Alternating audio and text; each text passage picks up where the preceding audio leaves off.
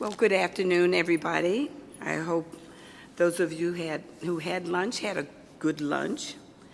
We are moving now to item 9. And for those of you who are following the agenda, that begins on page 78.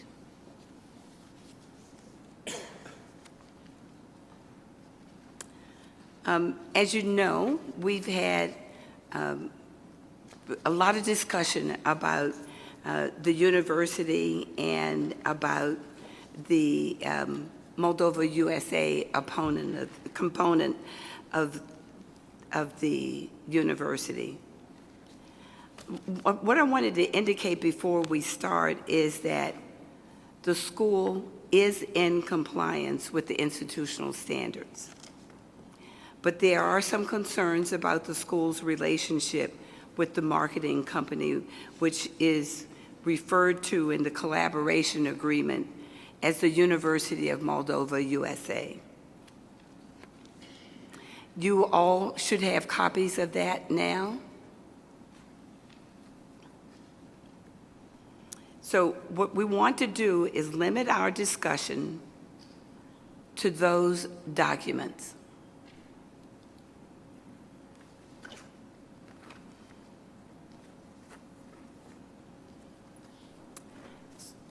I'm going to ask, and if I am talking too fast, Mr. Bronzai, please let me know. But I'm going to ask you to come forward, please, and bring our guests.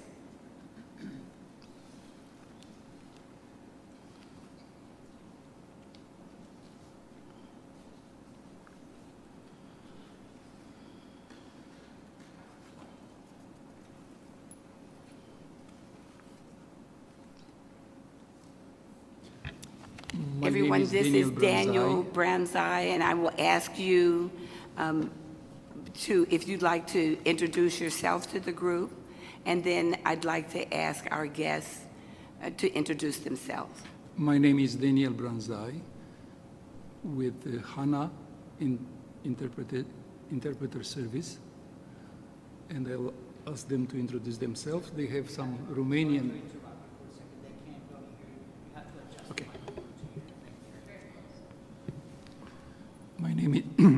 My name is Daniel Branzai from HANA Interpreting Service, and I'll ask both gentlemen to introduce themselves. They speak a little bit of English, and they have Romanian names. Good afternoon, ladies and gentlemen. My name is Mihail Gavriliuk.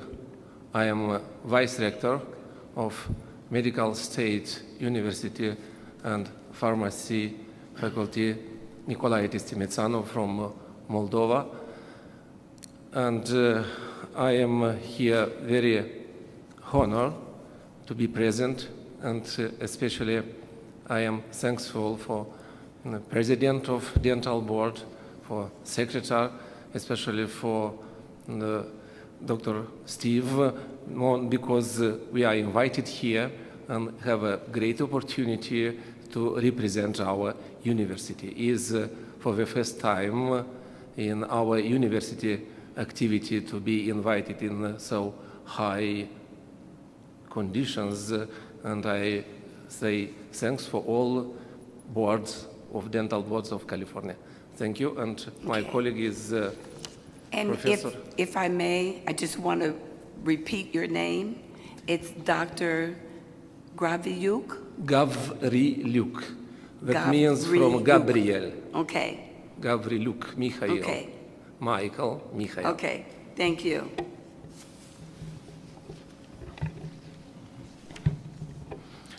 Good afternoon. I am Sergiu Ciobanu. I am Dean of Dental Faculty from Moldova. And I Chief of Department of Periodontology.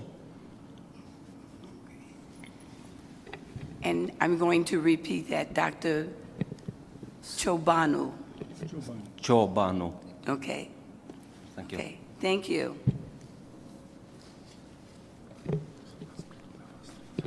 I only want to have the introduction that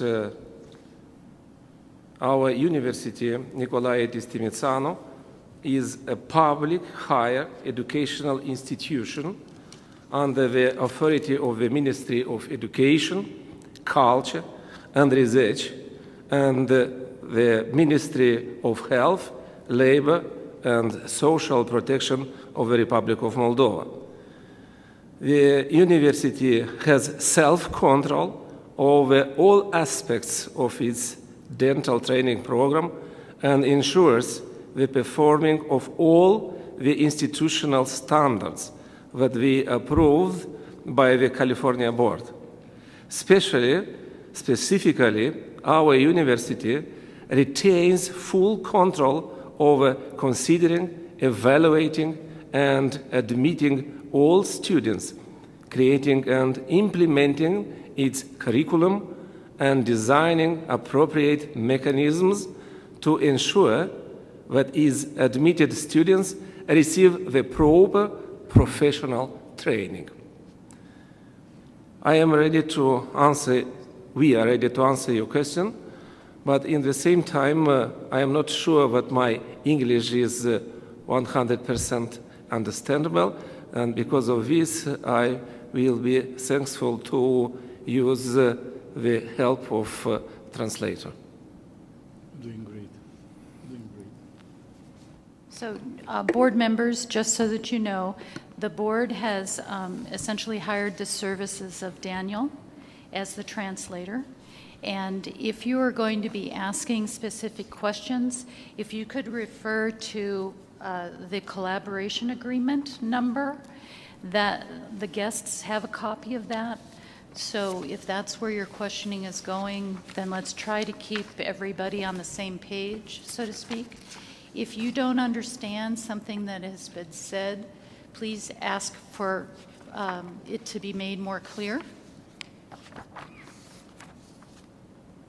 And so I guess this opens it up for discussion if a board member would like to begin.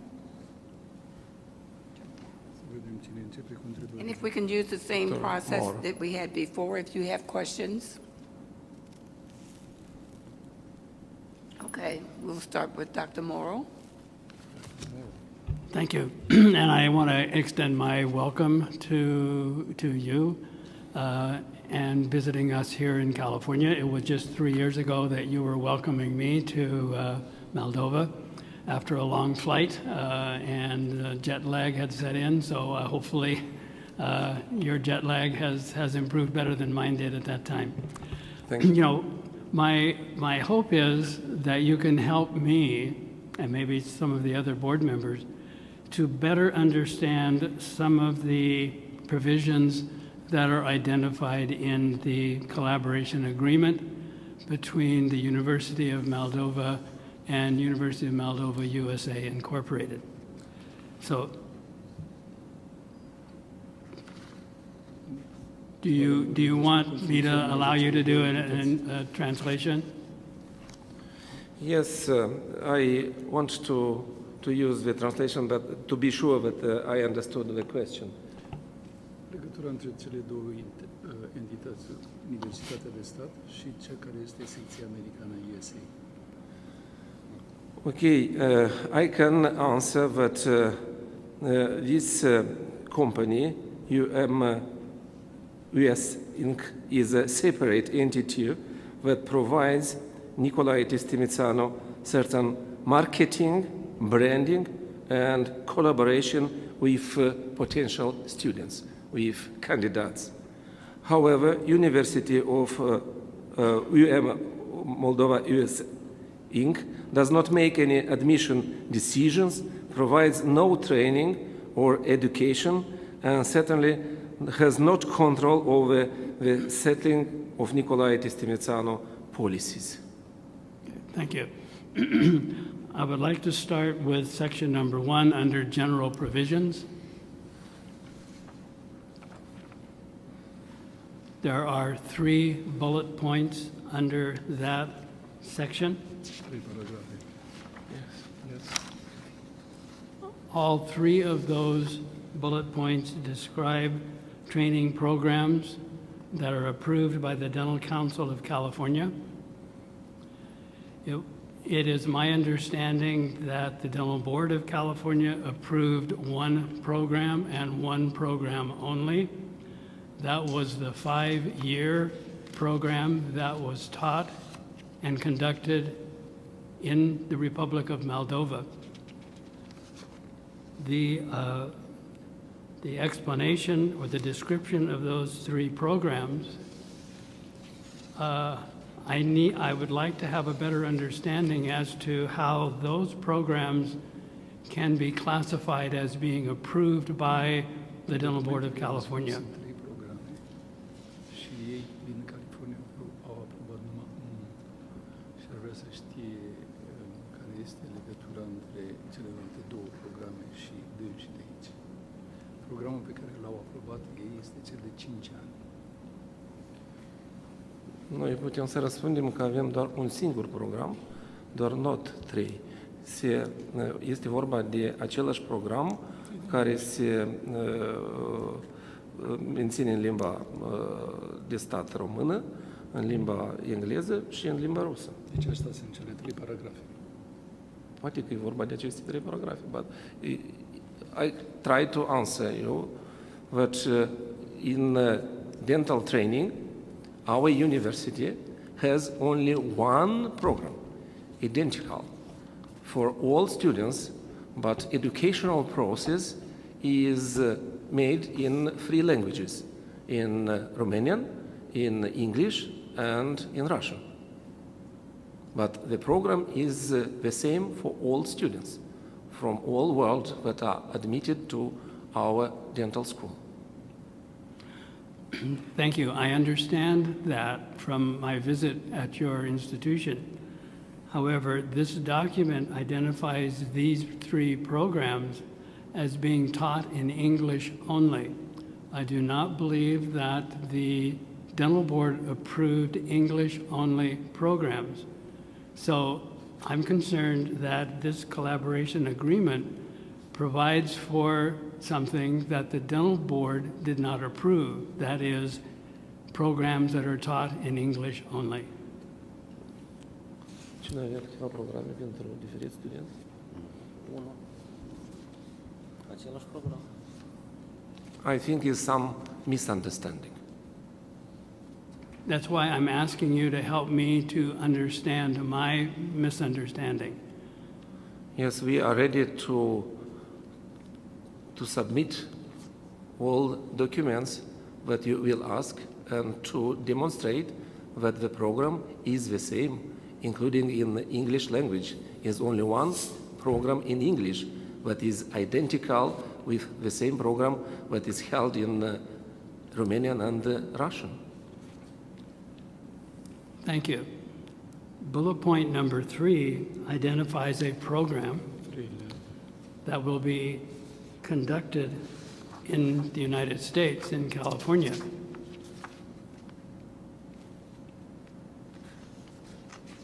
That Asta este pentru cei care sunt în California.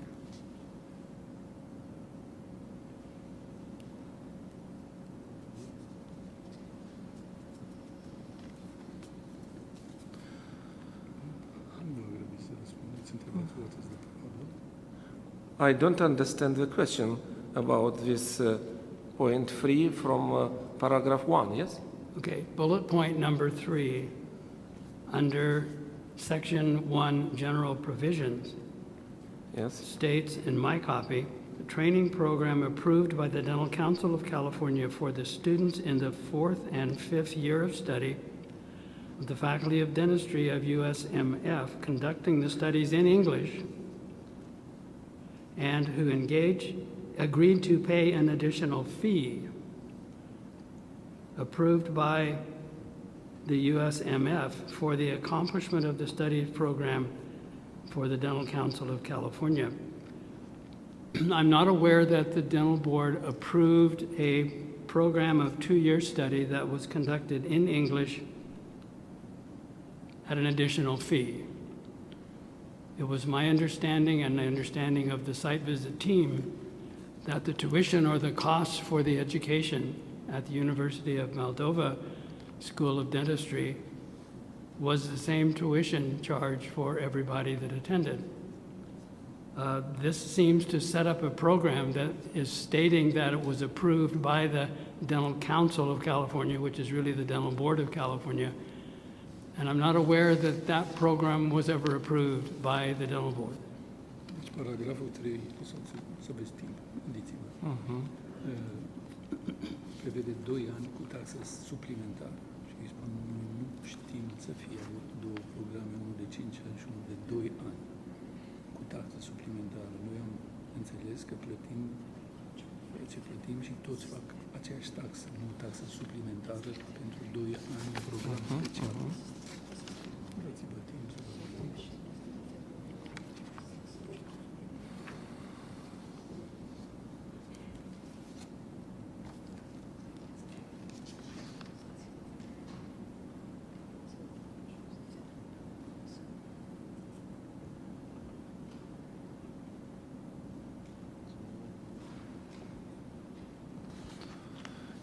Eu pot să-i răspund dumnealui că până la acreditarea universității de către board, până la acreditarea provizorie, existau recomandații, după acreditare au fost date recomandații referitoare la îmbunătățirea calității predării în ceea ce privește completarea unor disciplini în conformitate cu cele existente și în California. Deci asta e ceva suplimentar.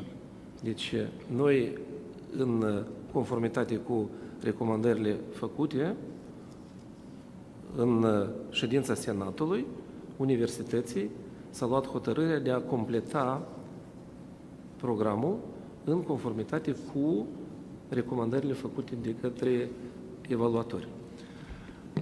This is a supplemental requirement received from California, and we had to discuss it locally in Moldova and approve it in order to raise the quality of our studies. This is something that was required from California. I don't think I understand you. Let me repeat back to you what I'm hearing. I'm hearing you say that this was a program that was requested by University of Moldova USA Incorporated that you have then decided to implement?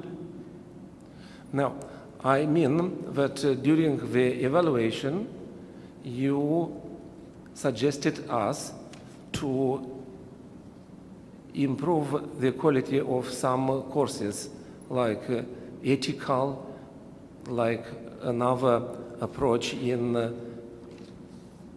stomatological education. And according to this recommendation, that maybe is a little difference between our curriculum and what you recommended, we decided to improve according to your recommendation.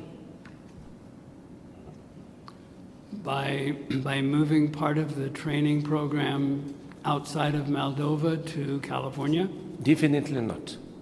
Pardon? No. No. All responsibility of education remain in our university. Noi n-am delegat nimănui drepturile We didn't de... give anybody the right to represent us or educate somebody here. Control of the educational program is in Moldova, but this is indicating, to my way of reading it, this is indicating that part of that program can be removed from Moldova and take place at another location. It is my understanding that the program was approved for being conducted totally in the Republic of Moldova. Categoric nu. Categoric tot procesul de învățare, de educație rămâne în Moldova. Maybe we have a problem of wording, but everything that we do is locally in Moldova, nothing in United States. Okay, I think we do have a Poate că au intervenit unele greșeli în traducere din română în engleză. it can be a mistranslation on this page, but the reality is that we don't have anything happening in the United States. Okay.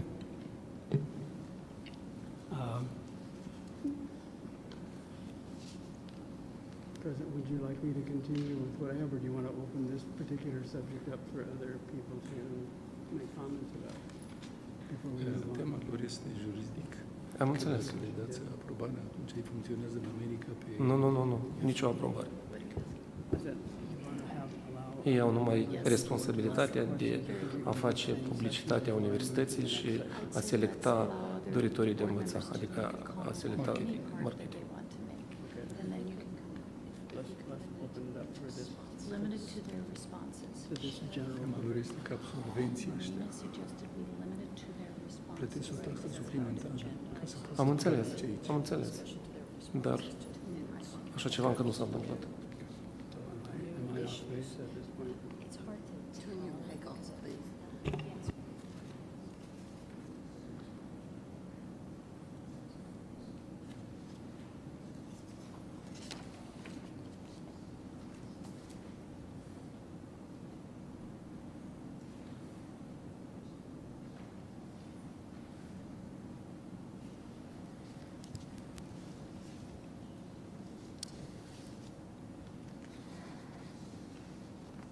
Ca să nu mai scot eu hârtia asta, dumneavoastră o păstrați pentru...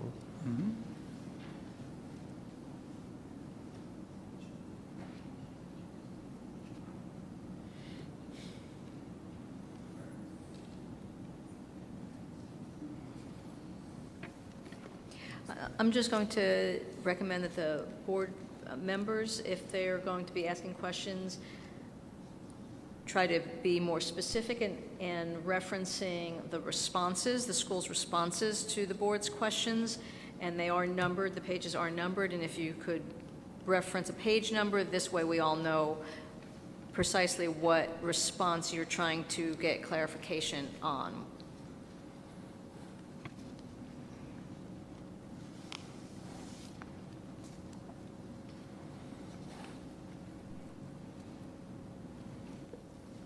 Dr. Morrow, you had other,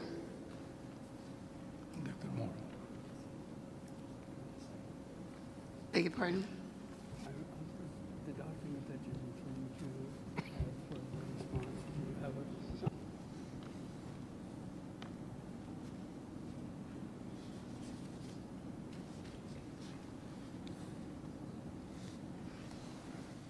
a? Okay, what we're going to do is go to Dr. Lay,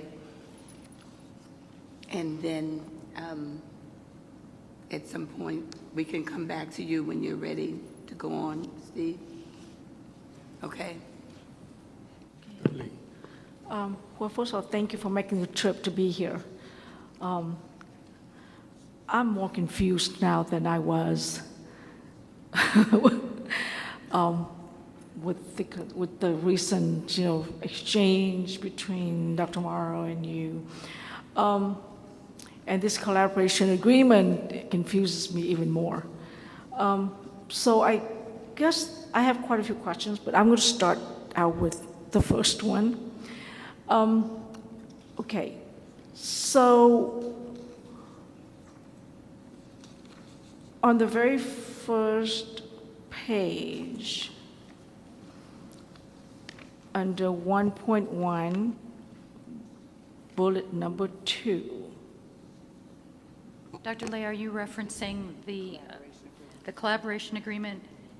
The one that we just got today. Okay, and Okay. I believe legal counsel just asked that you also reference the document that's in your packet. Okay. That essentially is the university's response to our questions. Okay. Can Yes. you make You're a saying to correlation? disregard what's in here? What's just been given to us today? Well, the collaboration agreement you have seen before, but the board asks specific questions about the collaboration agreement in the letter that's in your documentation, dated February 22nd. And the rector's office did provide a response, which is also in your documentation, dated March 29th. And so legal counsel just requested that essentially any additional questions that be asked at this point relate to the school's response to the questions. And that there would, essentially, the recommendation is perhaps no new questions come up, but did the rector address the questions that had been asked clearly enough for the board to have a clearer understanding about what the collaboration agreement says? Are we, Ms. Marks, is that the direction? Yes, I think it's, the response is dated up at the top, the pages, but then it's also in the materials starting at page 84. So you can either refer to the page numbers that are in the binder, or the page number of the letter, of the March letter that was the school's response. So if you know what part of the collaboration agreement you want to ask, refer back to the letter and see what their response was, and go, and then direct your questions that way.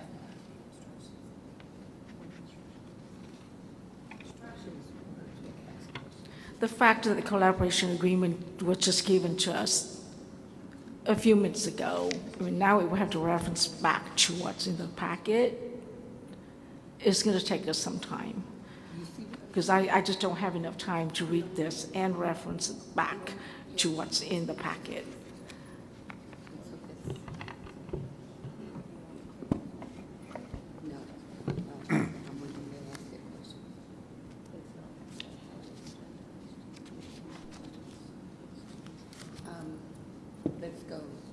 Well, I think to try to summarize what I've read in the collaboration agreement and in your response, the responses that you have provided for the most part indicate that University of Moldova has control over faculty, over curriculum, and over admissions and examinations. However, that is not what is written in the collaboration agreement. The collaboration agreement makes several exceptions to that, or the way I read it, it does. Now, if this is a translation error, that's fine, then we should get a better translation. But the responses from the rector are different they differ from what is in the collaboration agreement. There's not agreement between the response and the document itself.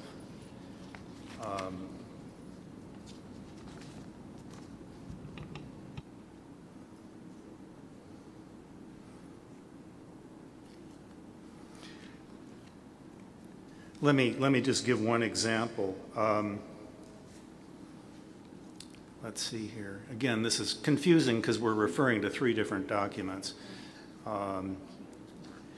But they're under paragraph 2.1.8 and 2.1.9 in the collaboration agreement, the rector's response states the following: a satellite dental practice to train dental students has never been implemented.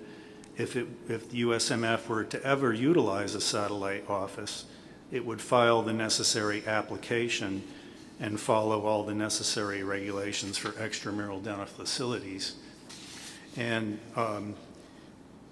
the actual agreement indicates that USA will be providing that education in the extramural facility. So that is the discrepancy that I see there.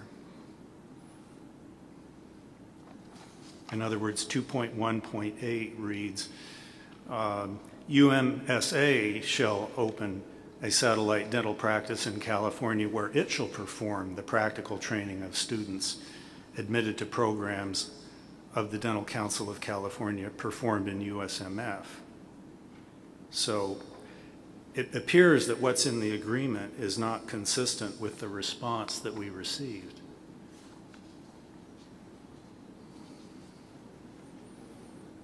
And if I understand correctly, your understanding is that the program that we approved, which we agree meets the institutional standards, would be given only in Moldova. Now, if the University of Moldova were to apply to us to open a satellite facility, that would be something we can consider. That has not been done. However, this says that USA will be the entity doing that, and that is not what we approved.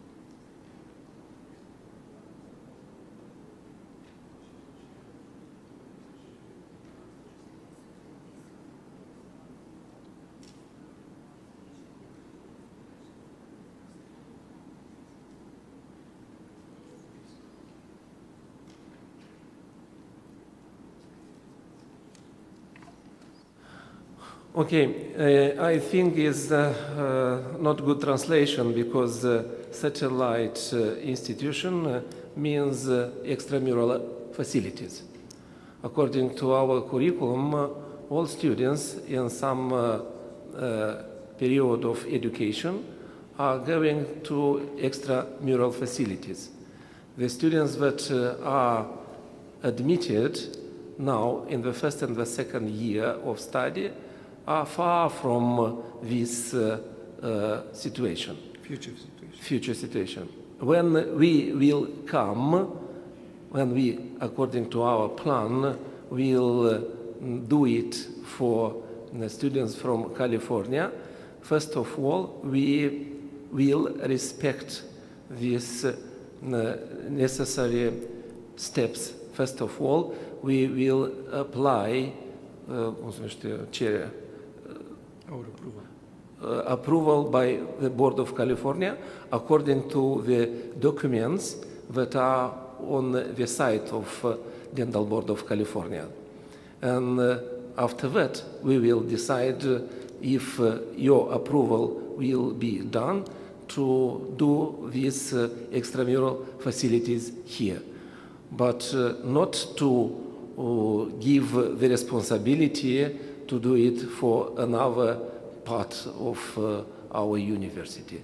All responsibilities remains to be on Chisinau shoulder. and we don't give anybody the power to do it instead of us.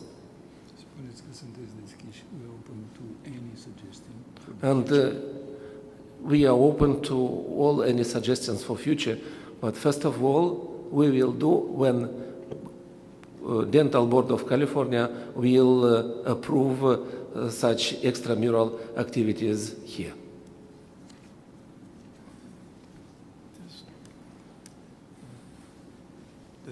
Are you ready now? Do you have something? Or would you like me to continue through the chair?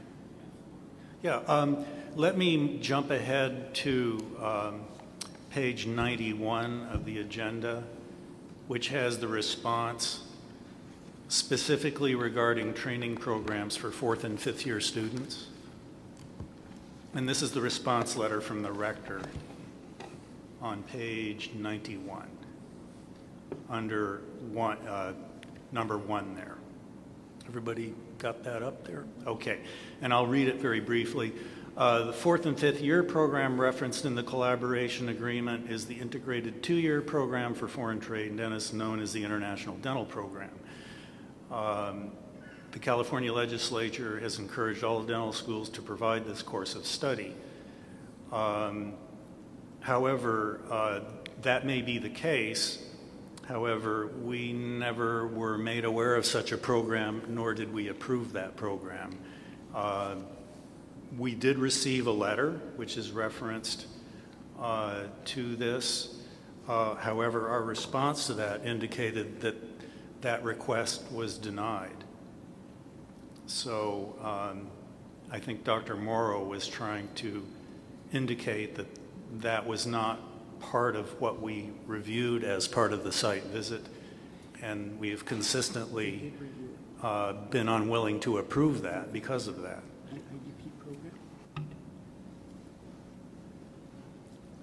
With your permission, Bruce, might I also add that Business and Professions Code 1636.6. Excuse me, before you go on, if I may, with regards to the last question, the IDP program is no different.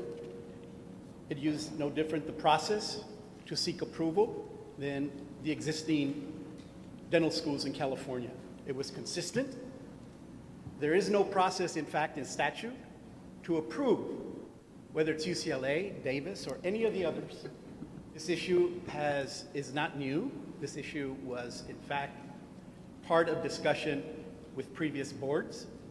And so, to be clear, the 5-year dental program that exists at the university, 4th and 5th year are the 2 years that we're speaking of, which is the international program, which is the appropriate time for those students to participate.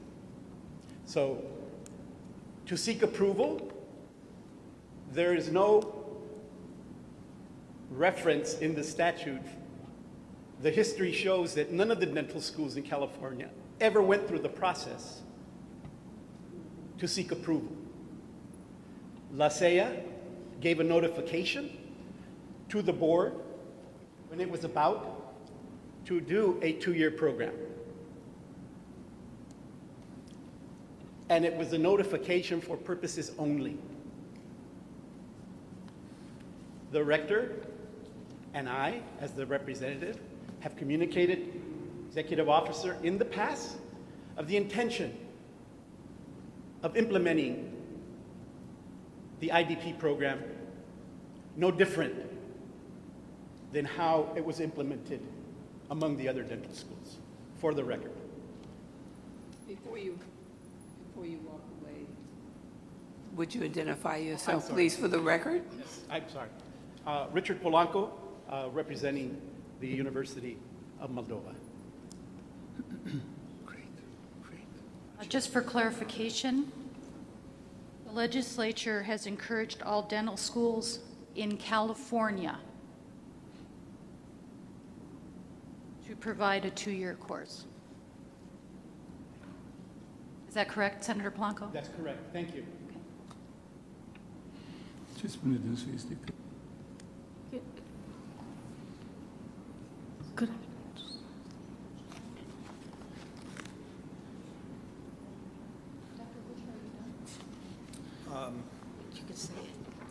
Well, it becomes a complicated issue because just because a prior board, I guess I would ask legal, and she may want to research this and come back to us later with an opinion. Just because a prior board approved a program doesn't necessarily mean this board would have to approve a program.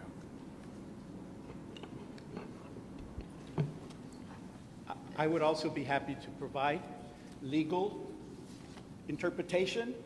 The time when the executive officer, I believe, was Richard LeCure, who made the inquiry, and it was very clear in that legal opinion, whose name I don't have, but I will provide the information. I'm not trying to do anything different than what the California dental schools do.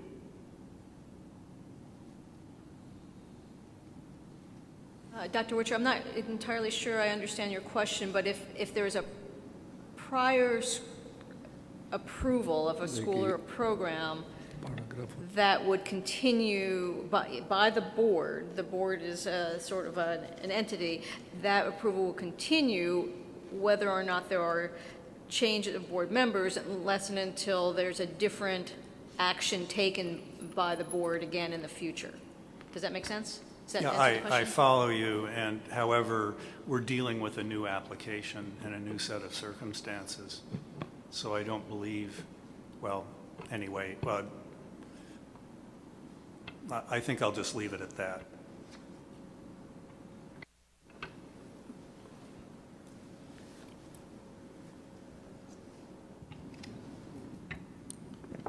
So I may need some clarification. It's my understanding that the 2-year international program in this country, the applicants to that program already have a degree. They must take the national boards to pass that. And then they take the 2-year course in this country in one of the universities. And then they get a degree in this country that has been CODA approved, which makes it different than what I understand what the 2-year in the collaboration agreement is, where they don't have a degree yet. They did not pass the national boards in this country, and it's not necessarily the equivalent of the 2-year degree that's conferred in this country. So we're mixing two different things, I believe.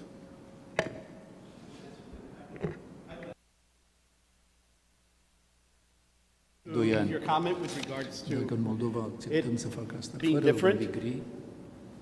CODA does not apply to the standards that the legislature adopted. Let's be very clear. CODA does not apply here, which is why we adopted the legislation in the form and in the manner. So there's been attempts to have CODA in 2004 be the qualifier, which would have a negative impact on La Salle students. In 2000, Senator Hill, 2 years ago, the attempt to codify CODA into the California state law was rejected by the legislature. Liz Figueroa, when she was state senator, the attempt to codify requirements of CODA was rejected by the California legislature. There's been a constant history in the direction of eliminating the current statute or keeping the current statute, but allowing for CODA requirements to become law. There's existing history. It's been rejected as a public policy by then Assemblyman Marco Fireball, State Senator Liz Figueroa, Senator Hill. And so the continuation of the effort to do CODA will show that it is not in the best interest for students who are trained abroad, such as those in La Salle or here in Moldova, and then be subject to the CODA requirements. I'm sorry. Senator Polanco, I hate to interrupt. I'm just going to ask the the board and the guests to remember the agenda item that we're here to talk about and discuss, which is any concerns or any questions, clarifications with respect to the school's responses to the board's letter in February. Thank you. Can I have just a small break, like 20 seconds, to make sure that they understood?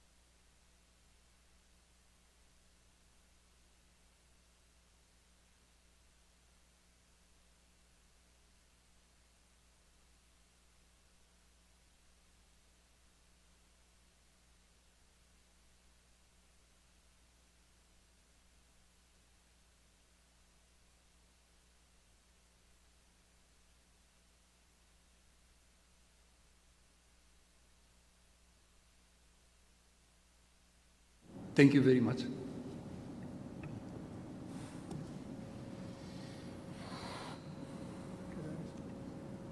I have this one. Thank you very much. I would like to go back to and concentrate on the response that the dental board received from the rector. That response was dated March 19 of 2019. That will be found in your meeting materials starting on page 84.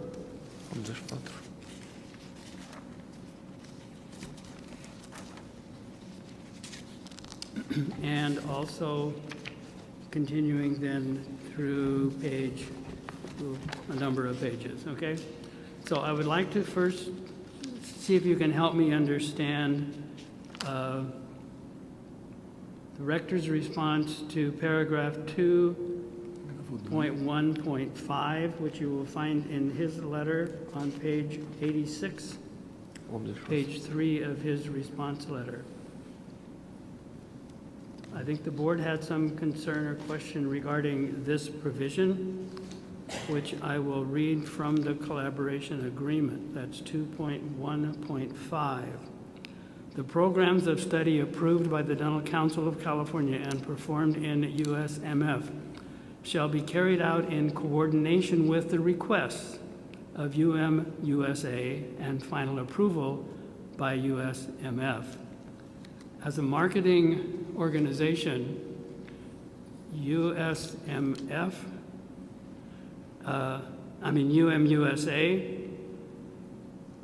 help me to understand how requests of changing the program of studies that are performed at USMF needs input from UMUSA. If they are marketing agencies rather than academic or program agencies.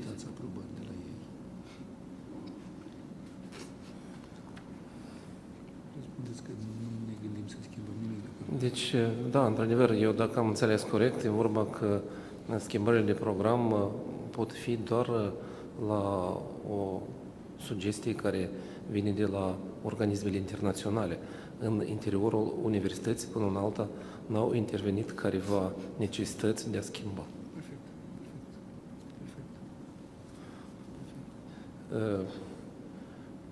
My answer is that till now we have not any necessity to change something in the curriculum.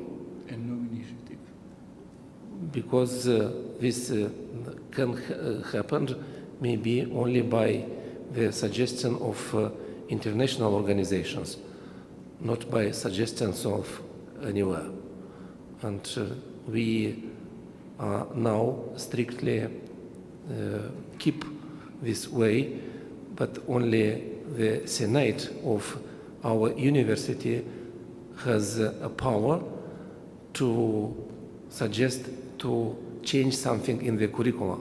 And definitely at the end, this can be approved by our Ministry of Health. But I repeat, we have not intention to change anything in the program.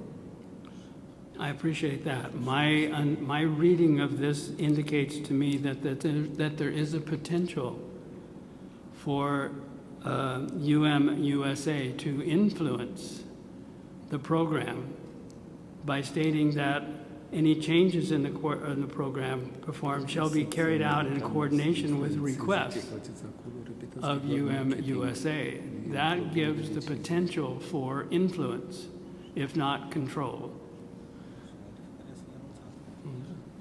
Yes, It is a recommendation.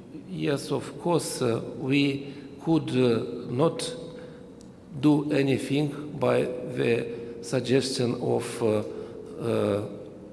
USA. They can only suggest something. For example, students can suggest something to change, but this change is only the decision of the Council of Faculty of Stomatology and of Senate. Nobody could do it without any reason. It's the power of the university to keep the curriculum. Okay, thank you. Could I move on with the Rector's Response on page number 87 under paragraph 2.1.6? In the collaboration agreement 2.1.6 states in pertinent part that University of Moldova USA undertakes to inform USMF and provide the necessary support, both financial and informational, in order to ensure USMF with the goods necessary to accomplish the programs of studies approved by the Dental Council of California and performed in USMF. The site visit, when we visited your institution, 3 years ago now almost, we were assured that the institution had the financial support necessary to support the program. Help me to understand why in your collaboration agreement it identifies that UMUSA will provide financial support to make sure that the students have what they need.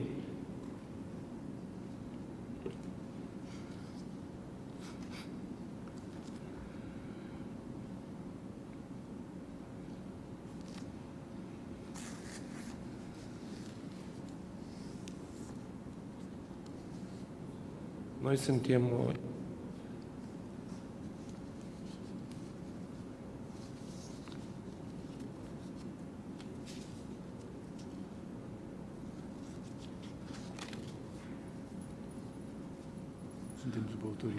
Yes.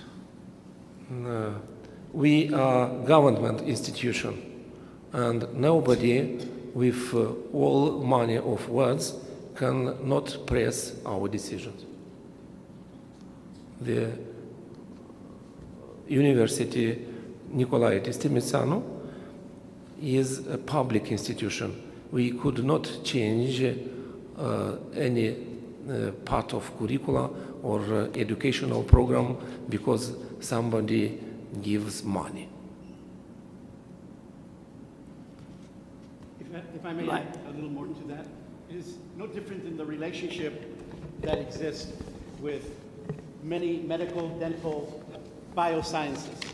They go out to recruit and obtain philanthropic contributions to make the program work. At times it comes in to fund student subsidized tuition, materials, and the relationship here is to, well, the question is the university financially sound? The answer is yes. It is a state-run, governed university.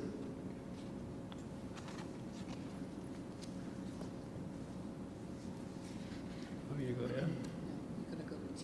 Okay. Let's go to Dr. Chen. There are times when, even with language, that we have to go back to basic equilibration of our definitions. And let's ask the rector and the dean, what is marketing?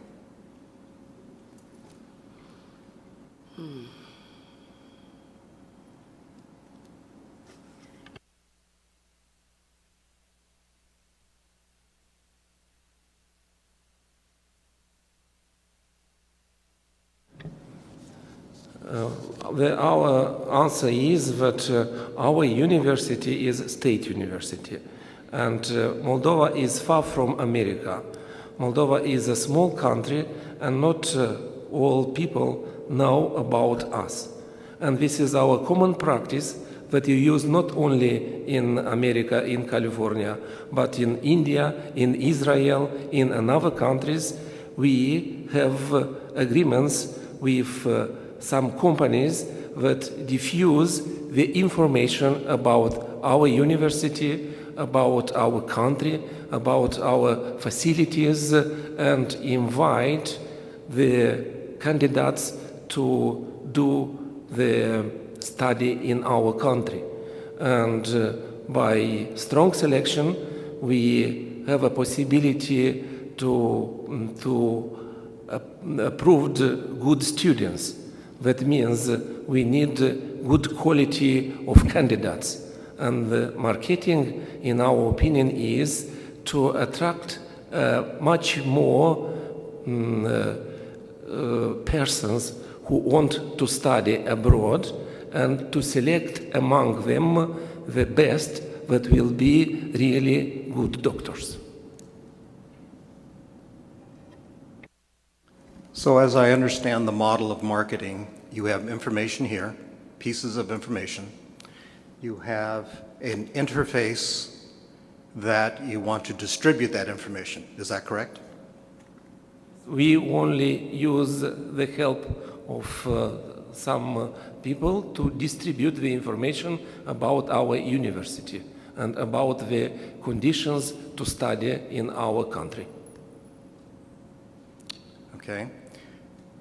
As you can see from many of these discussions, the question is, when does the information from here go back, and what type of information? And the recurrent discussion questions are about influence and control. Those are the recurrent things that are going through here. In the model of the marketing, it would seem that the marketing goes this way, out there. You have certain sieves that will sieve some of the sort some of the messaging out there to the different cultures in there. But coming back doesn't seem to be the same type of model of marketing. And that's what we are looking at with some of these would appear to be inconsistencies. Very good question. I am not preparing to answer it, but our goal is to distribute information about our university, to have publicity, not more. For example, first of all, we ask the company that is responsible for marketing to collect the documents that it's necessary to be presented before pass the interview. These documents collected by UMSA are sent to our special departments. After checking these documents, we decided to organize interview. And we asked this company to help us to organize this interview location and data. Data is decided by us. We are coming and invite each candidate by call or via email, and after that we have interview. If candidates passed interview, take interview, the next step will be exams. And all written exam results are decided to be done in Moldova, in Chisinau. And after that, when we finish... Chisinau being the location. Yes, the capital of Moldova. After that, we end the admission company, and after that, we select the best results, not only from California, from all foreign countries. And we approve only the number of candidates that is necessary to study in Moldova for each year. This is our technology. The process.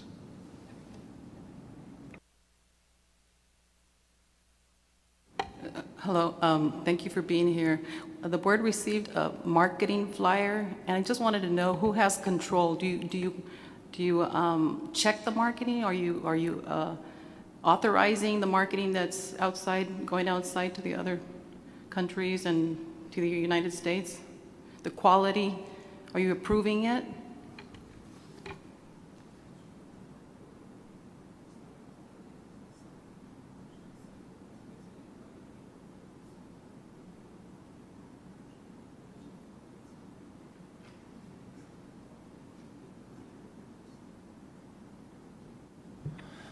Our university has a website. You can reach it immediately.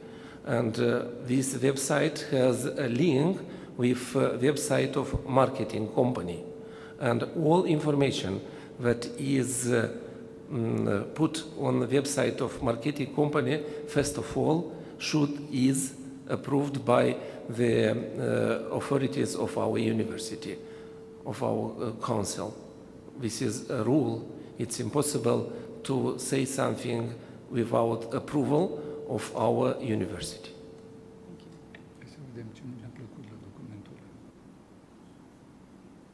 Dr. Laren, I'd just like to respond.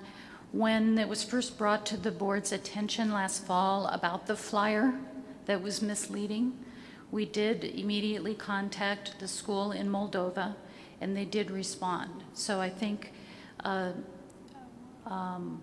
the answer that has been provided is accurate, but should board members or anybody else see information that they believe is misleading now, they just need to report it to us, and we'll make sure the school is aware that that advertisement is going out.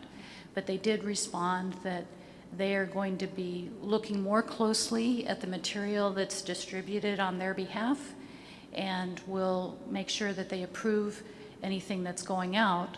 But if we find something that we disagree with, we will let them know, and they have always remained responsive to the board's needs in that respect.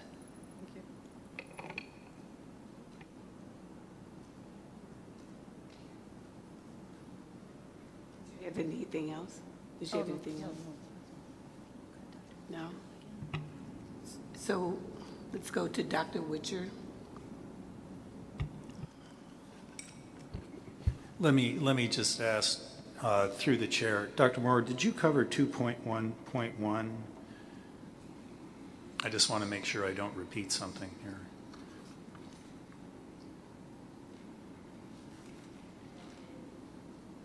Okay, let me just go with that then. Okay, the rector's response to paragraph 2.1.1 and 2.1.2 of the collaboration agreement says, it basically affirms that there is no change in control, the agreement benefits UMSF, and that it only needs to coordinate with one foreign entity to assist with coordination of exams, dissemination of material, and admissions interviews, which you have described as your understanding as well. However, the collaboration agreement, if you read 2.1.1, says that UMUSA shall be the sole representative having exclusive authority, and it goes on to say that basically it implies that UMUSA has the ability to make admission decisions. And so I think this may be a translation error, but if that's not consistent with your understanding, I would suggest that I think with all of these things, it would be helpful if the collaboration agreement was revisited and redrafted for consistency because we understand the need for marketing and coordination for facilitating exams in a facility in the U.S. I can't really speak for everybody else, but I personally don't have a problem with that. But I think there's this question of influence, which is pervasive throughout the collaboration agreement. And if that were removed, then we would, we still have a couple of other issues which I've referred to, but overall, I think that would be helpful.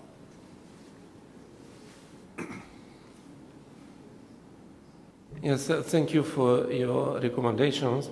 For sure, maybe something is not good expressed in this paragraph, but what can I mention? That each year we make one additional agreement with marketing company as a common practice of our university. And in each year we can change some wording in this document. And for sure we will do it. Thank you.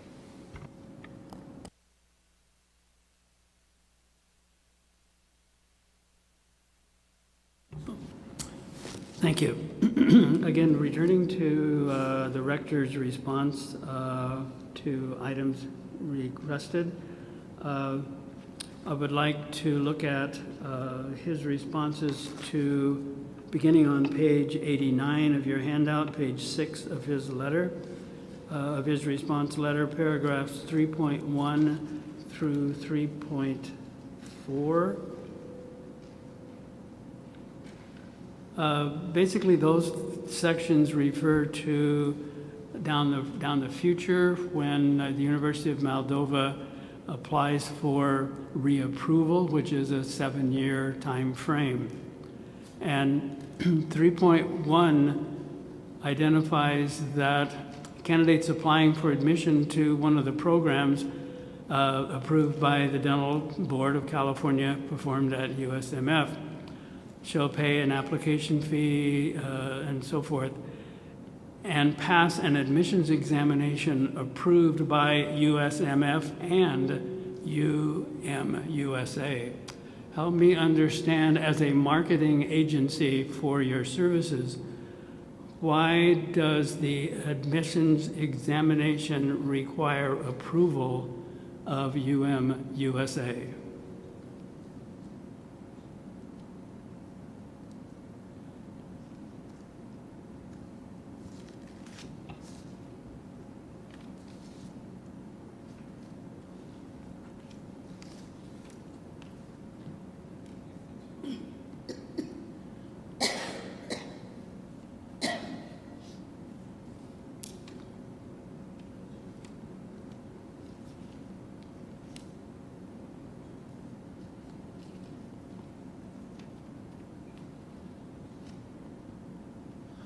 I think is one really ambiguity in the understanding, and maybe the translation was not one of the best. And we have a power, but I just said, to change this expression and in the future to eliminate it. Till now, we didn't do anything in such way when we asked and wait for approval by marketing company. Really is impossible to be done. Well, my concern is that as this is written to us, is indicating that an entity outside of the parent university has some influence regarding the content of an admissions examination, seeing that the admissions examination needs to be approved by UMUSA. And you could say maybe it's an interpretation error or translation error. Yes, I think this is misinterpretation, but is only a power of Nicolae Tistimițanu University to do admission exam, interview, and approve the candidates to be students. nobody else. Thank you. Can I go on a little bit more, or is that enough for me now? I have more, okay. Continuing on in this same section under section 3, responsibilities of UMUSA, most of this has to do with the reapproval process, which we're looking forward to taking place in another approximately, 4 years? It was approved in 2016.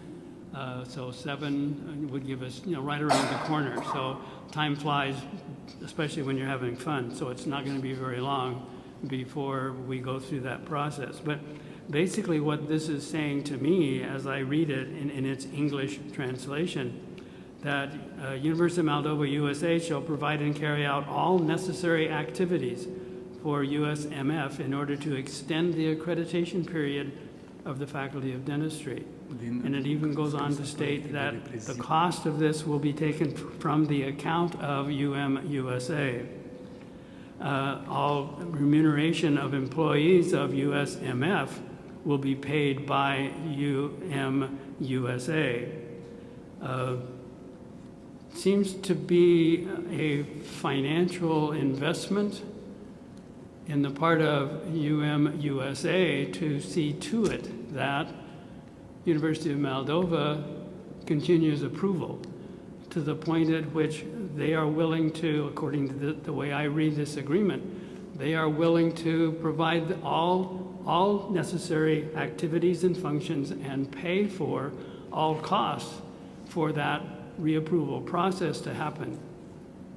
What is UMUSA benefiting from University of Moldova's approval? That they are willing to pay that kind of money.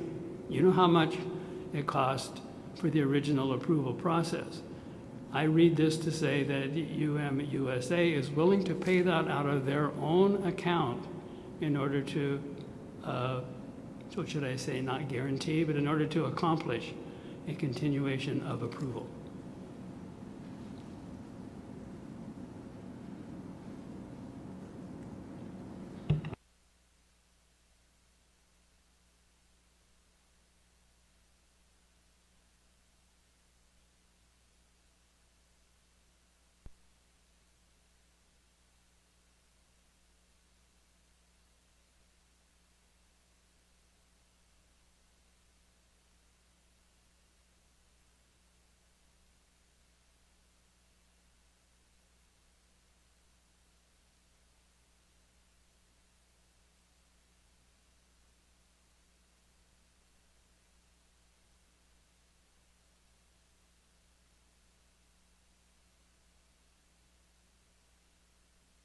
Okay, thank you for your questions.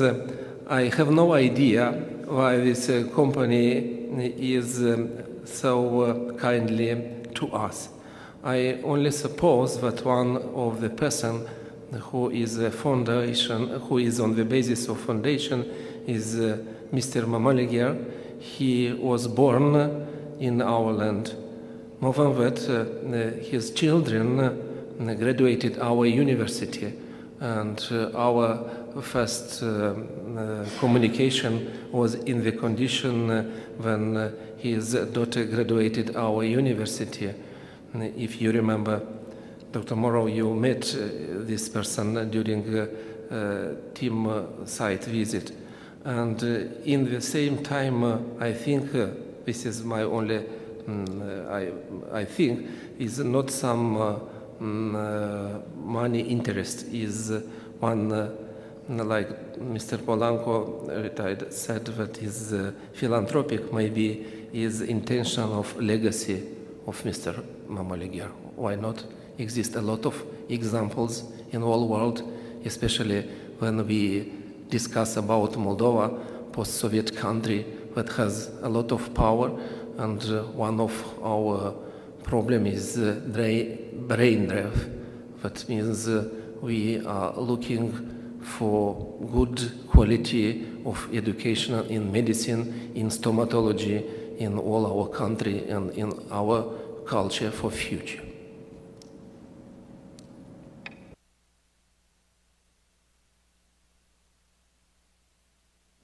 Okay, are there other questions?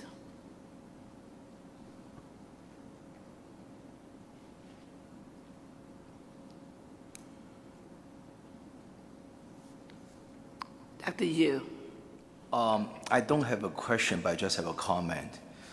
I try to follow the conversation for all this time, and I do have frustration when I listen to the collaboration agreement. This is a legal document. Am I right? This is a legal document with a stamp of the school, both, okay, all 3 pages. And I keep on hearing the explanation is misinterpretation. I mean, if this, I understand the school also teach in 3 languages, Russian, English, and also Romanian. So English be your language also. So how come there's so many misinterpretation appear, which I don't understand, and also have problem to follow? If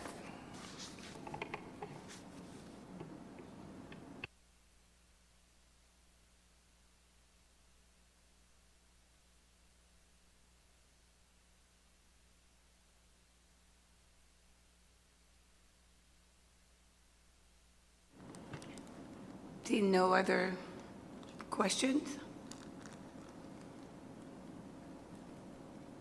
Are there additional comments that you would like to make?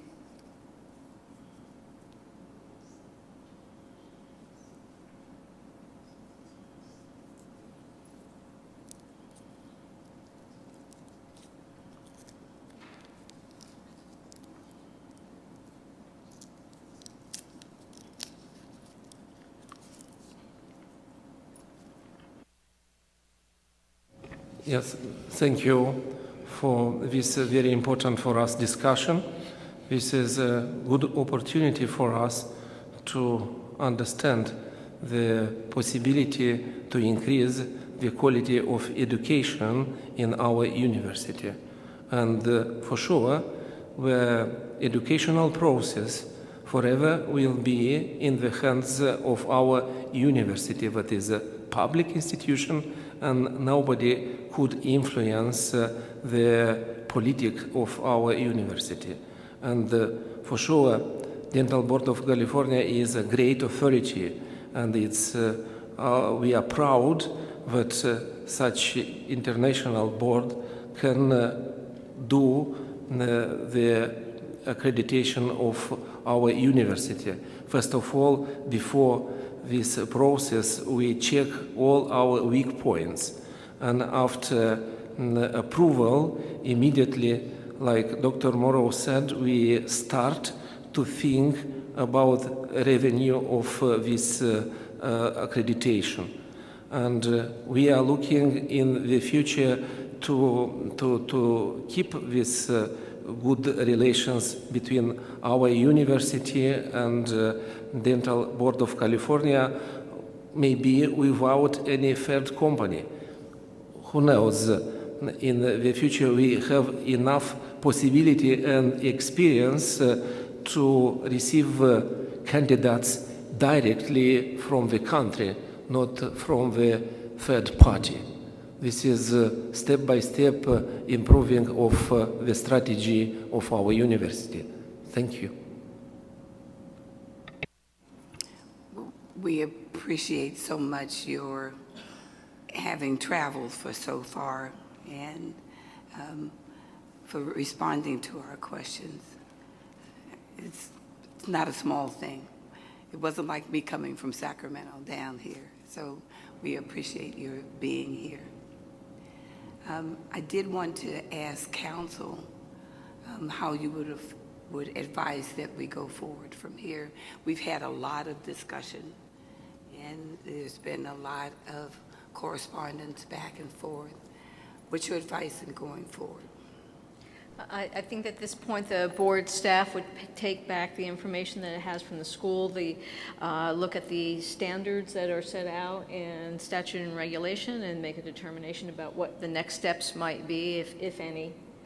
The board staff has both the concerns by the board as well as the responses from the school. any additional information that has been provided here today and can go back and take a look at that body of information and determine if there's a next step to be taken based on the statutes and regulations.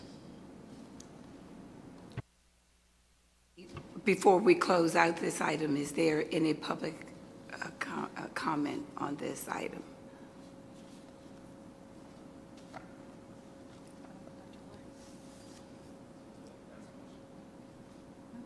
Is it too late to ask a question? One question, Well, please. okay. Directed to our guest. Thank you for coming. Just out of curiosity, how many students are coming from the U.S. that you have enrolled? Că vin prea mulți de aici, De la noi, din Moldova? Nu, din America. Dumnealui ne întreabă câți studenți avem sau? Da, din prea mulți? America care vin acolo. La momentul Da, ăsta? da, câți avem noi? Da. La momentul acesta avem 43 de studenți, La toți 3 ani de la studenți. toți 3 ani de studii. We have a total of 43 students per total.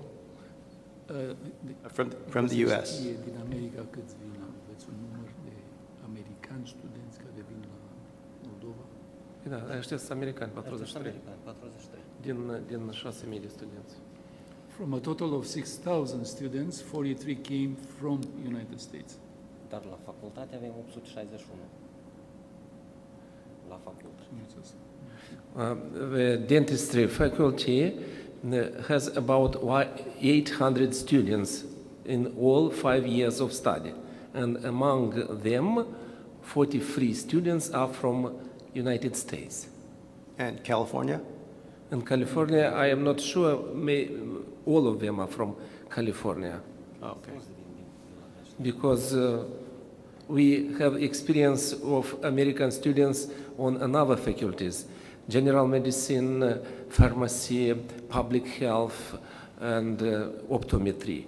But now the interest is addressed especially to stomatology, to dentistry. To dentistry, 43. Yes, our faculty of dentistry has a good international collaboration with another international bodies from Europe.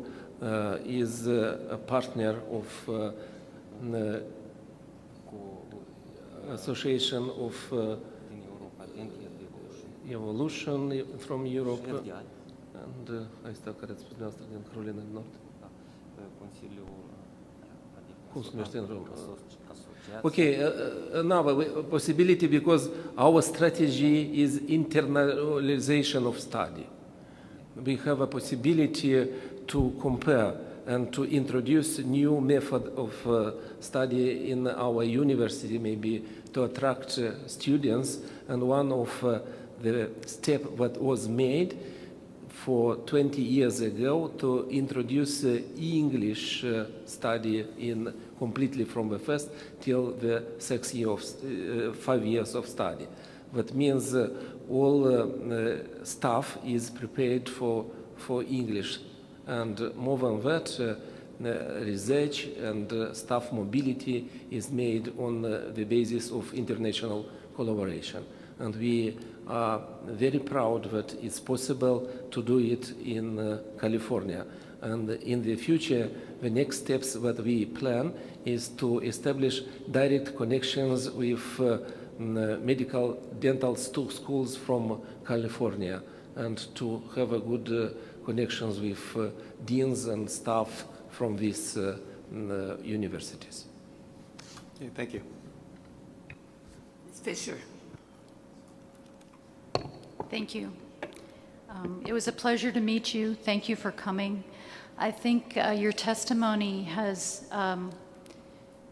hearing it from you, there seems to be a lot of confusion about the translation of the collaboration agreement. So at this point, I'm hearing and sensing from the board, you'll be hearing further from me.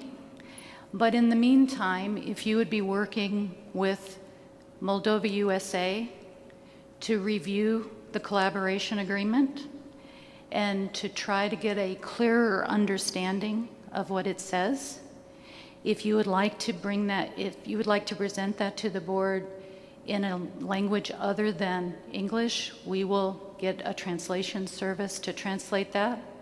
And we will try to clarify where we believe the discrepancies are between the collaboration agreement and what we knew at the time we were going through the site visit.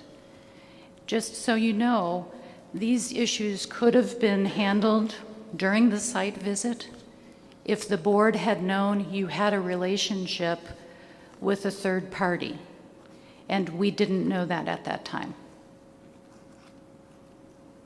Okay, thank you for these very good recommendations, and we will do it. We will start it immediately, and for the beginning of the next semester, we will present you this agreement, and why not if you can help us to translate it in good English. We'd But be happy to do that. according to the law, because it was made by doctors. Maybe this is the reason why many such misinterpretations occurs. Only more confused by lawyers.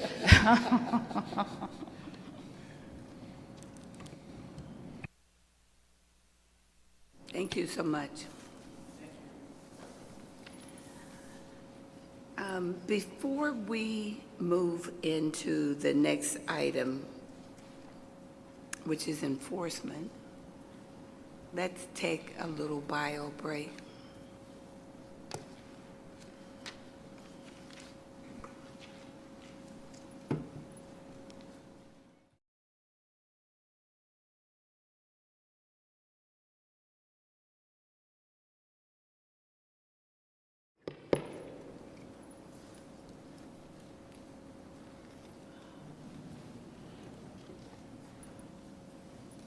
Okay, we are at item 10, and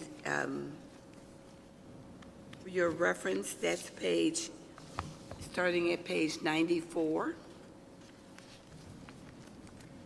And Mr. Alvarez is going to give us a report on Good. enforcement statistics.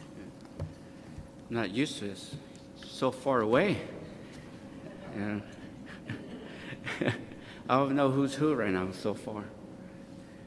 Carlos Alvarez, Enforcement Chief with the Dental Board of California. So I'm here to present on the enforcement statistics for the third quarter for January 1st of 2019 through March 31st of 2019. So currently right now in the Complaints and Compliance Unit, we have 981 complaints that were received through the Complaint and Compliance Unit. And so the complaints have decreased by 74 cases from the last quarter. And so the monthly average for the complaints that were received was 327. And the open cases in the complaint compliance, we have 932. And so the open cases have decreased by 16%. So that is really good numbers. And as Karen touched earlier, that we're reviewing the whole process in the complaint compliance unit, and these numbers are actually going to get better each quarter that we present. So during the third quarter, average cases closed was 207. And currently, complaint cases that were closed were 822. And the average cases closed per month was 274 cases. So it took an average of 159 days to close. So that was approximately 87 days faster than the last quarter. Last quarter was 55 days. And so there's a big improvement here again with the whole complaint compliance unit reviewing the whole process. And investigations, currently we have 747 open cases. And so last quarter, we had 850, so this also decreased by 12%. And this is an enforcement with the investigators and with the investigative balances unit. So investigations closed was 377 cases that were closed. So the average cases that were closed per month was 126. So last quarter, the average was 111. So again, we improved closing cases for the third quarter. And so currently we had 41 cases that either went to the district attorney's office or that was filed with the attorney general's office. So the average number of days to complete an investigation during the third quarter was 430 days. And again, this was 143 days faster. So this was a decrease of 25%. Last quarter, the average was 573. So again, great improvements that we have here in the cases, investigating the cases, closing out the cases. So as far as administrative and disciplinary action, we had 46 citations that were issued. We had 34 accusations that were filed with the Attorney General's office. 34 accusations that were filed. And we had 41 cases that were referred to the Attorney General's office. And currently pending right now, we have 272 cases pending at the Attorney General's office. As with probation, we have 185 probation cases. So currently we have 130 licensees that are currently on probation with the board.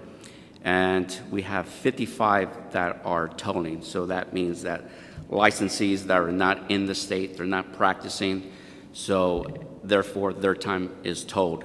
So their time on probation is not counting. So until they return back to California, they start practicing, then no time starts for their probation. So it doesn't end. It just, we stop the time, they have to start on that first day they come back to California. So with the, there was a 3-month average for disciplinary cases to be completed, and this was the high number that we kind of came in. We had 1,331 days. That was the average for a disciplinary case to be completed, and that was from the time we got the investigation, from the time we closed it, we moved it to the Attorney General's office, and that's the time that was counted. So I kind of looked into this with the help of Jocelyn, and we kind of identified that there were several cases that we filed with the Attorney General's office, and there are also they had to do with criminal violations that we also submitted cases with the District Attorney's office. So there are cases pending for adjudication, and so we looked into it, and these were like 2016. The year of 2016 when we filed these accusations, so those times counted against us. So that's why these numbers were high, because they were just case aging. Before you go on to chart 2, yes, a couple of questions. You said that there are 272 cases that are pending at the AG? Yes. Are you finding that they're moving about the same speed? Are they moving faster in terms of adjudication? Well, there's some, like I said, there's some cases, like when I was referring to how these cases were kind of moving slower, those were the ones with, we had criminal violations. So those cases were kind of moving slower because, like I said, they're pending adjudication from the district attorney's office. But there is some, it depends, it's on the case-by-case basis where some cases are adjudicated faster than others. So, you know, and some of these cases, you know, they get an attorney, they postpone the hearings, or they get a second attorney, so that also delays it there. So this is on a case-by-case basis. But any changes since the last couple of years when the effort has been getting the Attorney General to move faster on cases? Have you seen any difference? Yes, we have. Now that the Attorney General's office also is reporting performance measures, they started moving cases to different offices, so there is a difference there. Okay. The second question has to do with the number of probationers in our various offices.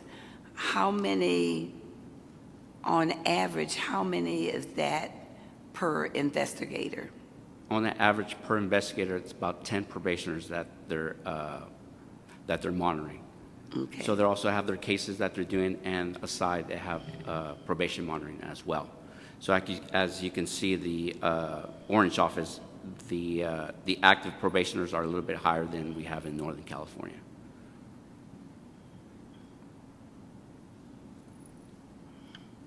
Anybody else have questions on that section? Bruce? Yeah, thanks for the clarification on the uptick in time to case closure for the entire time frame for disciplinary cases. You know, talking about the AG's office, if you look at chart 2, line that indicates cases pending at the AG, you'll see it's fluctuated some. It looked like 16, 17, 17, 18, 18, 19. They were around 150 plus or minus, and now we have this huge increase up to 272. If you look back at 15, 16, that's kind of where we were before, but even a little bit more. So it does look like, you know, with all due respect to the improvements at the AG's office, maybe they're getting harder cases that are taking longer to crank through, and so they're backing up. But it does look like, you know, it's not the same as the time frame, which is affected more by your average time. But this is case numbers, which is a little bit different. But I mean, is that what? Are you seeing that as well, or is? Yes, I am. So, like I said, it's based on cases and the average number of days. But like I said, it's trying to work with the Attorney General's office, and they're trying to make improvements as well in order to improve the timelines. And then going back to your first chart there on complaints by age on page 95, you know, I was looking at this and was kind of wondering why the 0 to 30s were consistently going up every quarter. It's better to have cases in 0 to 30 than they are in the other categories, but then if you look, you see they're going down in the other categories. So the total is going down, but the 0 30s are going up. And so what's happening is the older cases are getting worked, and so the graph is a little misleading in that you get an increase in cases in one category, but the total number in all categories is actually going down. Yeah, and that's because, like I said, with the case aging, and so we start working on these cases so we don't lose the statute of limitations. And so therefore, we try to, we prioritize all our cases, but when we have to start getting into statute of limitations, we'll make that a priority. Well, it's clear from looking at this, there's been a lot of progress on the older cases those are always the hardest. So they're oldest for a good reason. Yes. Let's do it. Carlos, we're putting out a lot of numbers, so thank you. Earlier today, we talked about the total number of probationers in California, and is that the 185 number? Yes, that's 185, and like I said, with the active probationers, it's 130. So as I was discussing, we have 55 that are tolling. That, like I said, they're out of state. They're not working to fulfill the probation terms. Thank you.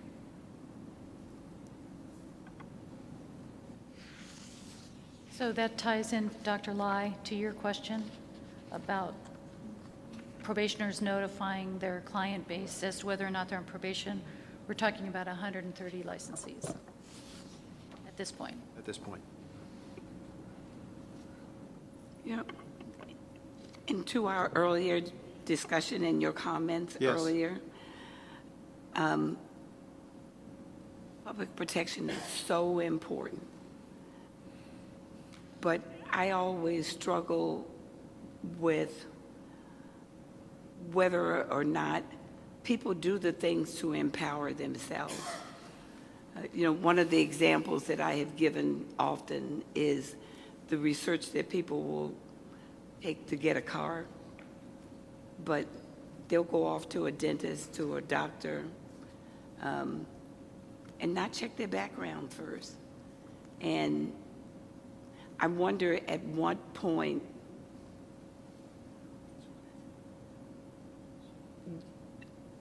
you can be satisfied that you've done everything that you can do, that people are not proactive, that people are not proactive enough about things, or whether they just don't know to be proactive. But I'm sorry? I can't hear you. I just said I don't know if we're going to get ourselves in trouble if we start talking about a different agenda item that we already passed. I can't hear you because of this. I'm sorry. Okay. Meredith.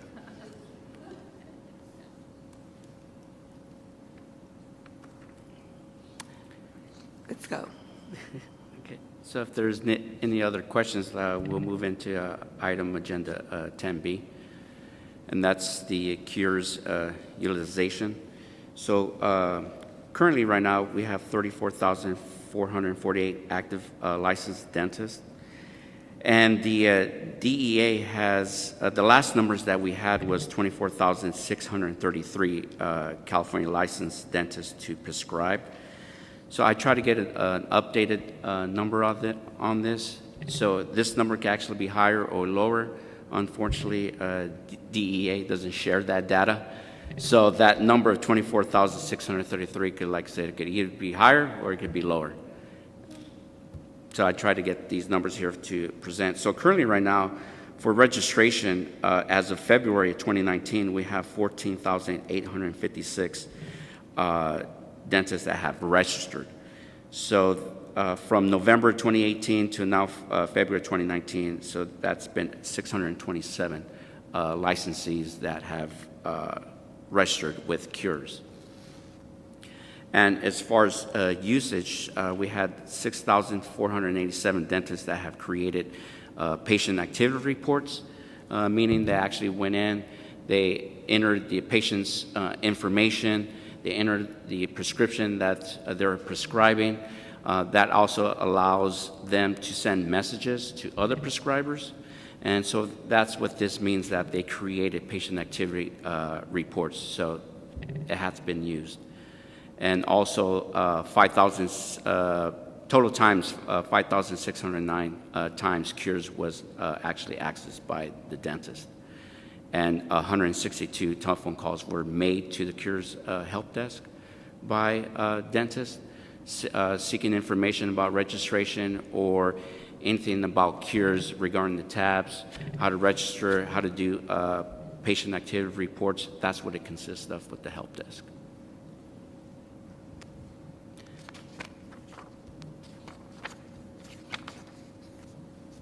So if there's no, yes. Can you just refresh for us, what happens to when you don't register for Cures and you try to write a prescription after the end date of registering? What happens?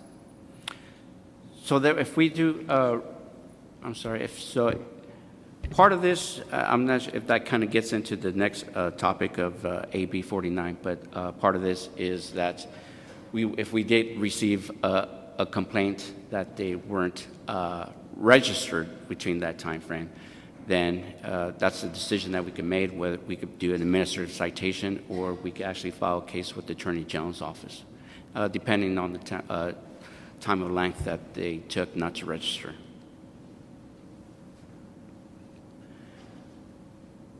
And so therefore, we'll move on to 10C, which is the update on AB 149. And so therefore, on AB 149, we actually did post a memo back on March 12th of 2019 to update the consumers, update all the licensees regarding 149 that required security prescription forms. And so therefore, 149 actually delayed the time that physicians were supposed to have these unique special security prescription forms. And so with 149, it delayed it. And so therefore, it gave time to physicians to seek the approved security suppliers for the prescription pads. And so therefore, the dates to be determined by the Department of Justice no later than January 1st of 2020. but any old prescription pads that were still being used or anything that was approved after 2019, they could actually, the physicians could actually still use until once that date comes by the Department of Justice to fulfill the new prescription pads.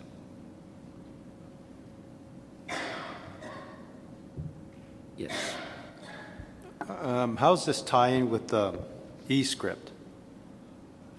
With the e-script? How's it tying with the e-script? Is there a timing with that?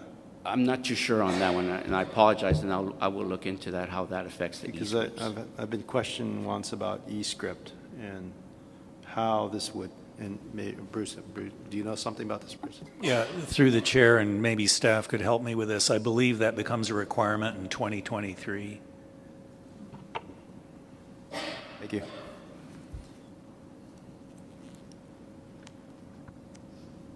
No other questions? No? Yes. There's been a little bit of confusion, and some dentists, they're asking if the cures is only for the controlled substance narcotics, for opioids, or is it also for, you have to register like an antibiotic or something else that you're getting? It's only for opioids. That's what I If you're thought. prescribing opioids, then you Because have it to... says all the schedules here, so. Yeah. Yeah, but primarily it's for all the opioids. Primarily. Yes. And to add, if it's under, I think, 12, it does not need to be reported, we don't have to check, is that true, or it has to be reported? Under 12 quantity, there's something about a script that is less than a certain amount where it runs it into a different criteria. My understanding is if you're prescribing opioids, it doesn't really take into account of the quantity. If you're prescribing it, then you have to access it in into cures.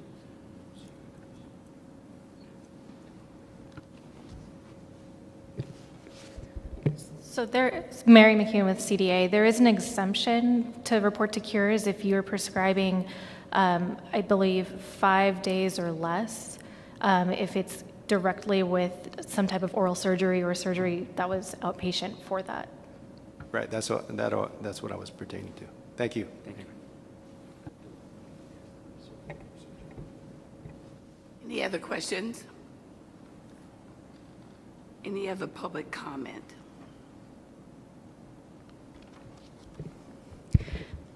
Mary again with CDA. I just wanted to provide some update. Earlier last year, I came to the board on behalf of CDA to let you know that we are working with TDIC to create some type of notice to our members about the cures requirement. We're happy to report, based on the figures that Carlos provided, that when we provided the report or the attachment to the TDIC Lifeline, Liability Lifeline newsletter in June and November of 2018, we saw, based on these numbers, Carlos provided a 34% increase in the registration of cures. Also, to that, I'm thinking that a lot of dentists aren't registering, thinking that because if they prescribe under 5 days, they don't have to do that. That's my concern, is that some GPs will say, well, I guess I never prescribe over that amount, so I don't have to register. So I hope that isn't the case here.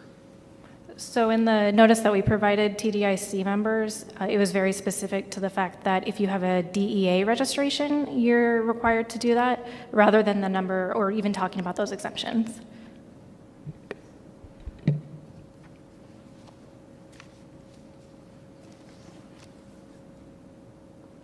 Other questions?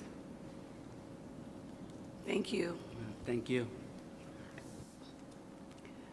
We are now at item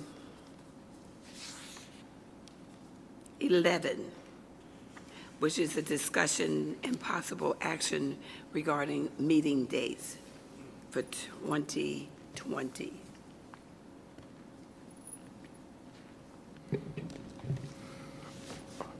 Good afternoon, board members.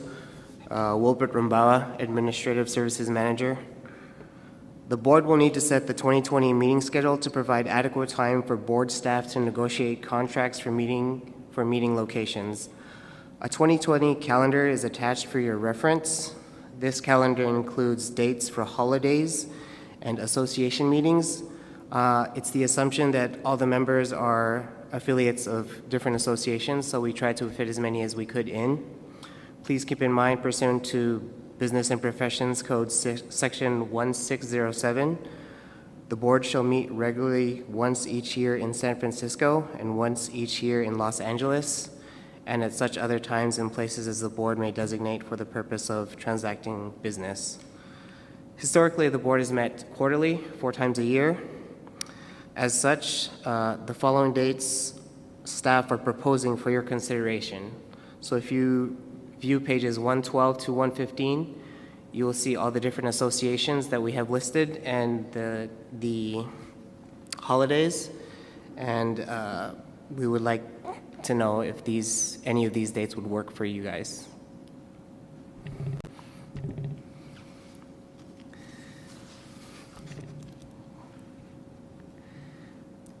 So let's take the first date. February.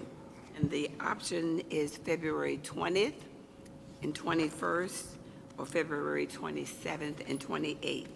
Does anyone have any conflicts with either of those? Excuse me, I don't have a conflict, sorry. Go ahead. They're laughing because I'm always the one that has the conflict. So, so the February 20th through the 21st, that's President's Week, and I already have a vacation planned that week. I know it's crazy. Yeah. It's in advance, but Also that week is the Chicago Midwinter Meeting, which is a pretty big You have meeting. to pull your microphone closer. That weekend is the Chicago Midwinter Meeting, which is a pretty big meeting. I know most of us don't go. I go. And that's the 20th and 21st? Yeah. So then let's look at the 27th and 28th.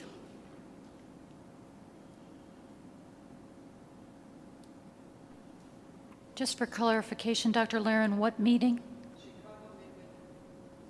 For what? Dental Society. ADA? It's almost an international meeting because of Okay.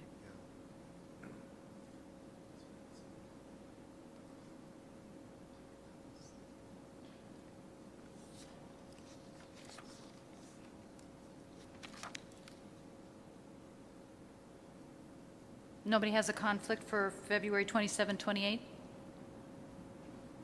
Sold. Let's move on. The next one is the Anaheim meeting, May 13th, 14th.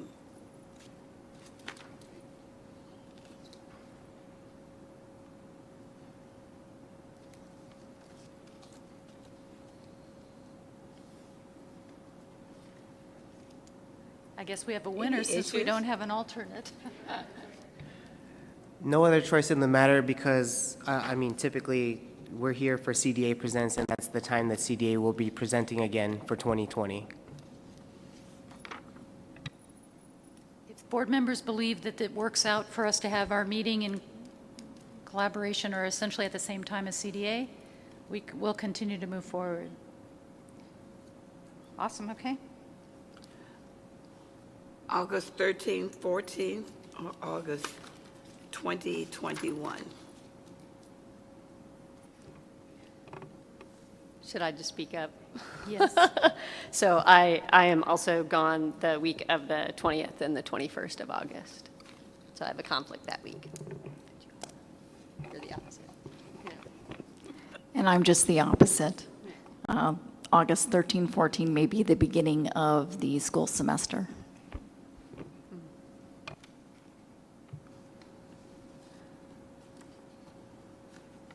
Meredith, if you'll share your travel agent's information, I'm ready for a vacation. We can talk about that.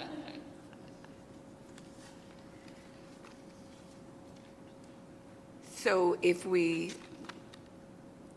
option then is the 20th, 21st. I think we could also throw in 6, 7. I'm getting the staff nod.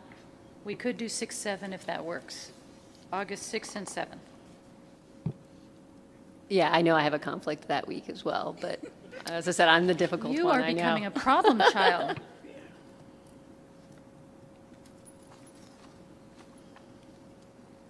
But depending on where that meeting is, remember, we're talking August 21st and 22nd.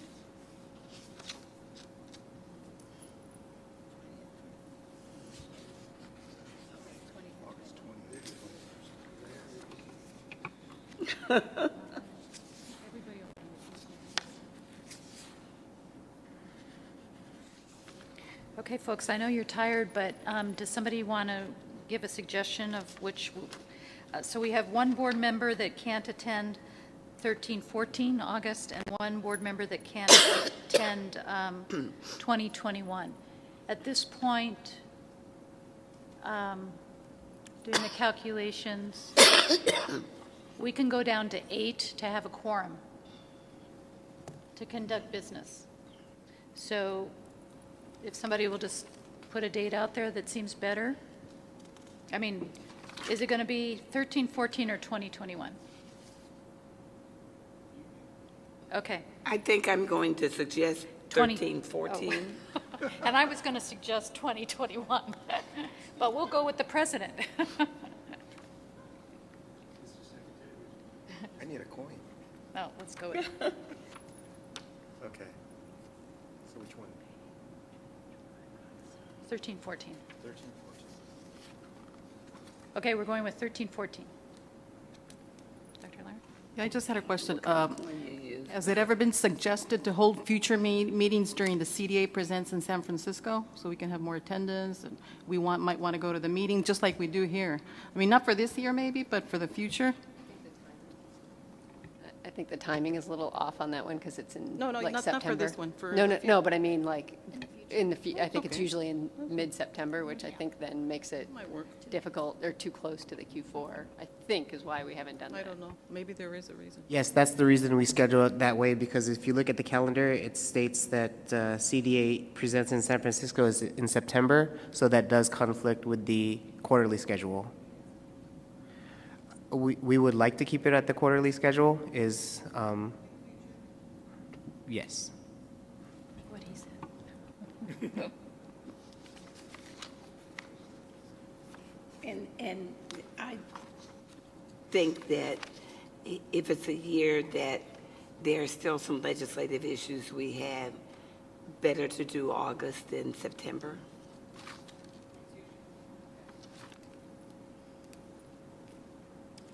So then the last one is December 3rd or 4th and 4th, or 10th and 11th.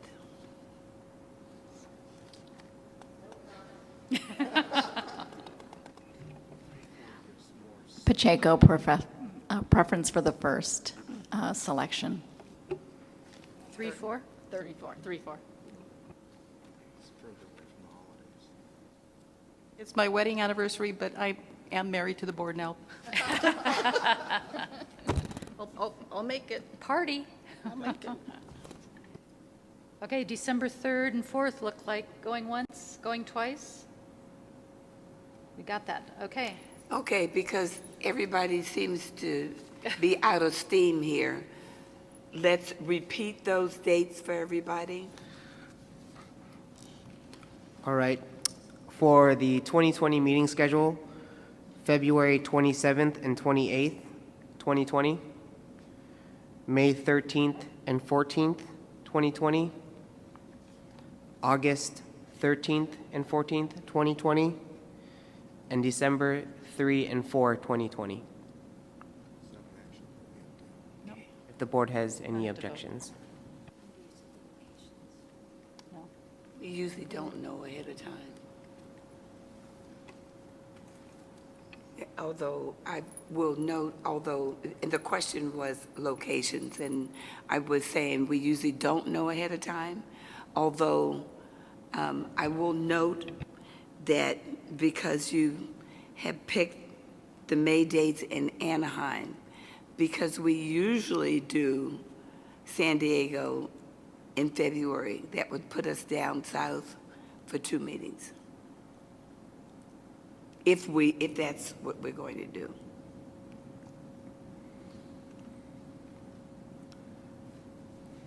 That shouldn't be a problem. Okay. I know the board has tried to alternate meetings between north and south, but I'm going to go out on a limb here and say we have the same stakeholders attending all the time, and our audience participation has not increased. So I don't think there would be necessarily a problem having the meetings 2 times in a row in Southern California, unless the board is adamant about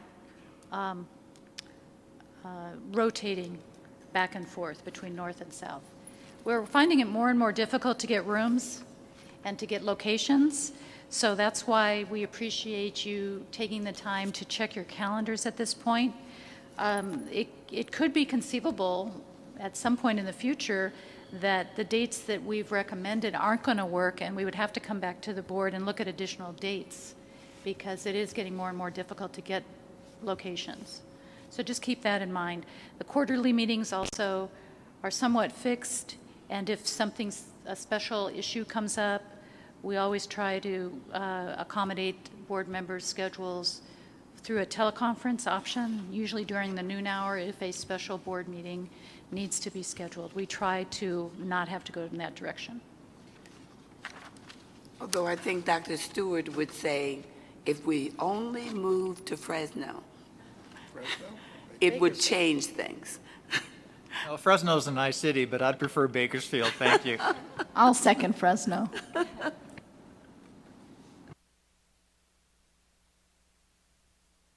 Thank you.